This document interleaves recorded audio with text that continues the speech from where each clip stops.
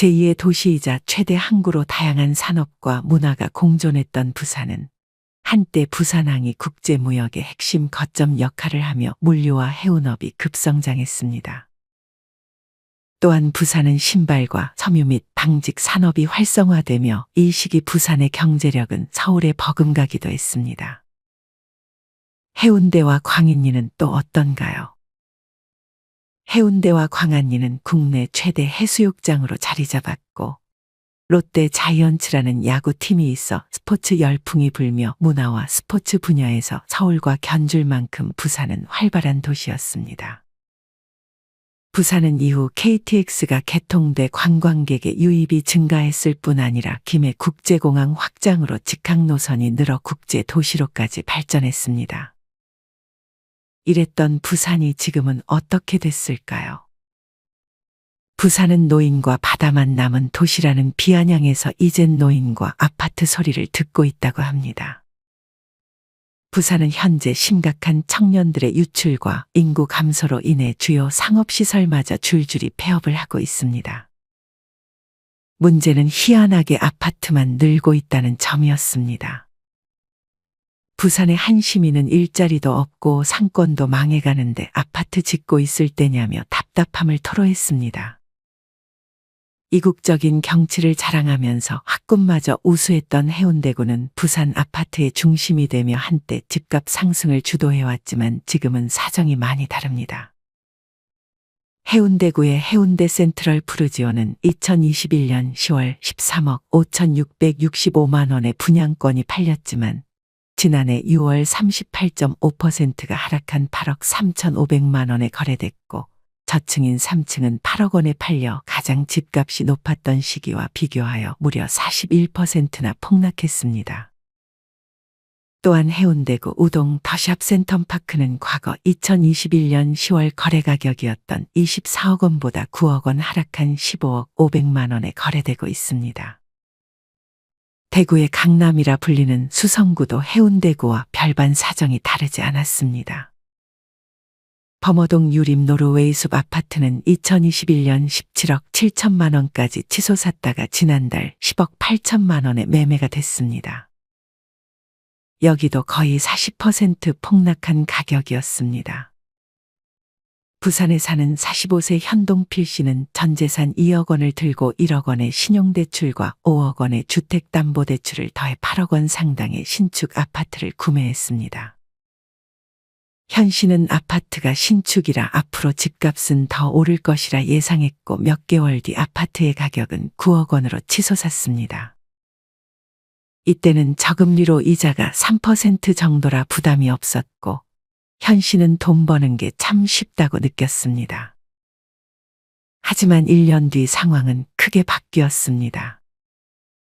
금리는 서서히 올라 어느새 이자로 감당해야 할 돈이 2배로 늘었고 본전이라도 뽑아보려 구매했던 가격인 8억의 아파트를 내놓았지만 팔리지 않았습니다. 그렇게 구매한 가격 이하로 내려가자 현 씨는 손해본다는 생각에 팔지도 못하다. 현재는 아파트 가격이 5억까지 내려와 이도저도 못하며 울며 겨자 먹기로 대출금을 감당하고 있습니다. 현 씨는 어느 세월에 대출금을 다 갚나 하루하루 한숨만 쉴 뿐이었습니다. 이렇듯 부산의 부동산 시장은 깊은 침체의 늪에 빠지고 있습니다. 한때는 해운대, 수영구, 남구 등 인기 지역을 중심으로 화랑을 보였지만 이제는 거래가 점점 실종되어 거래 절벽 상태에 놓여 있습니다.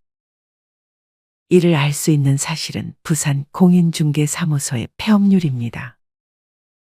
지난해만 해도 부산에서 하루에 3곳 정도의 공인중개사무소가 문을 닫았고 폐업률은 무려 13.5%에 이르렀습니다.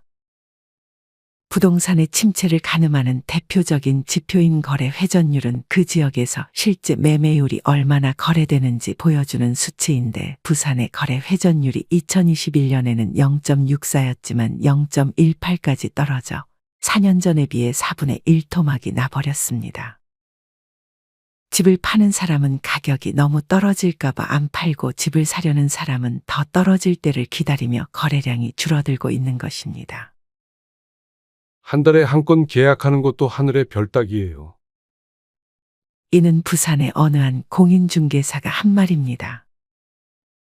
최근에 부산은 대형마트 7곳이 폐업을 하기도 했습니다. 문제는 청년들의 이탈이 가속화되고 있다는 점입니다. 한때 400만 명에 육박했던 부산의 인구는 해마다 감소해 330만 명대로 줄었는데 이는 출산율 저하는 물론 청년층 대부분이 수도권으로 떠나면서 벌어진 일입니다. 부산의 청년들은 더 많은 일자리와 교육 기회가 있는 서울과 경기도 지역으로 거처를 옮기고 있습니다. 실제로 부산광역시가 발표한 조사에 따르면 부산 지역 청년 10명 중 2명이 다른 지역으로 이주할 계획을 가지고 있다고 합니다. 영국의 유명 매체인 파이낸셜 타임스 또한 부산이 저출산과 고령화 등에 따른 인구 감소로 소멸 위기에 처했다고 보도하기도 했습니다. 부산은 현재 제2의 도시라는 칭호마저 인천에 빼앗길 위기입니다. 현재 부산은 서울 다음으로 많은 326만 명의 인구를 보유하고 있지만 뒤이어 인천광역시가 301만 명으로 부산의 뒤를 바짝 추격하고 있는 상태입니다. 하지만 조만간 인구 차이는 역전될 것으로 예상됩니다. 부산은 인구가 빠르게 줄어들고 있는 반면 인천은 빠르게 늘어가고 있기 때문입니다. 사실 이미 경제 규모로만 따지면 제2의 수도는 부산에서 인천으로 넘어갔습니다. 지역 내 총생산은 경제 규모를 비교하는 데 활용되는 지표인데 인천의 지역 내 총생산은 116조로 부산의 114조를 추월했습니다. 부산은 광역시로서는 처음으로 초고령 사회에 진입했습니다.